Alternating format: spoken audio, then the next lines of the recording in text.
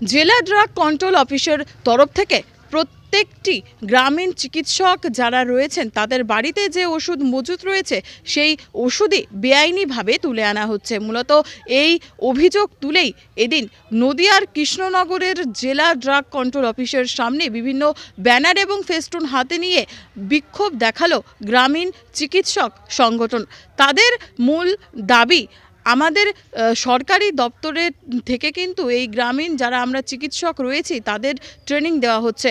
আমাদের দ্বারা গ্রামের যে সকল মানুষজন রয়েছে তারা কিন্তু প্রাথমিকভাবে চিকিৎসা পায়, তাদের কিন্তু যথেষ্টই সুবিধা হয়। আমাদের সাথে যে বেআইনিভাবে যে ধরনের কাজগুলি করা হচ্ছে তা অবিলম্বে বন্ধ করতে হবে, না হলে আমরা আগামী দিনে আরও বড়সড় আন্দোলনে নামব, এই হুঁশিয়ারি দিলেন বিক্ষোভকারীরা। নদিয়া থেকে কুহেলি Debnath, AVN news Bangla.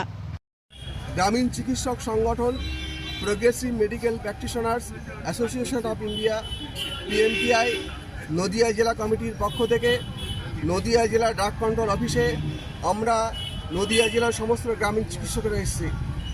Drug control office Nadia জেলার বিভিন্ন ব্লকে আনএথিক্যালি অনিয়ম করে তারা বিভিন্ন চেম্বারে যাচ্ছে, তারা এখানে ওষুধ রেখেছে এবং তারা ওষুধ রাখতে পারবে না এই ফরমান জারি করছে।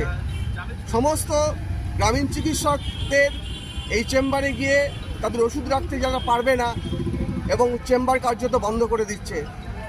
এই অনিয়মের বিরুদ্ধে, এই আনএথিক্যাল ড্রাগ কন্ট্রোলের এই নির্দেশের বিরুদ্ধে আমরা গ্রামীণ চিকিৎসক সংগঠন PMPI এর পক্ষ থেকে আজ ড্রাগ কন্ট্রোল অফিসে বিক্ষোভ এবং ডেপুটেশন জানাতে এসেছি। কী কারণে তারা ওষুধগুলো তুলে নিচ্ছে? তাদের বলছে যে গ্রামীণ চিকিৎসকরা কোনো ওষুধ রাখতে পারবে না, কিন্তু ইতিমধ্যেই স্বাস্থ্য দপ্তর গ্রামীণ চিকিৎসকদের নাম নথিভুক্তকরণ করেছে।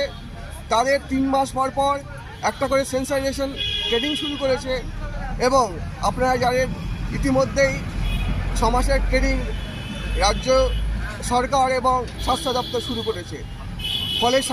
ফলে গ্রামীণ চিকিৎসকরা যদি ওষুধ রাখতে না পারে চেম্বারে, তাহলে তারা চিকিৎসা কী করে করবে?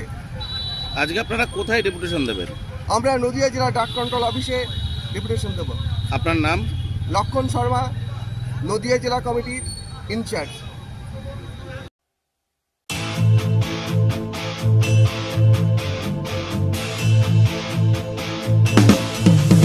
ওই পাহাড় হতে সমুদ্র তটে এই বাংলার প্রতিপদ ঘাটে নির্বিকার নিরপেক্ষতার সাথে আমরা আছি এই বাংলাতে। এভিএন, রং ছাড়াই রঙিন।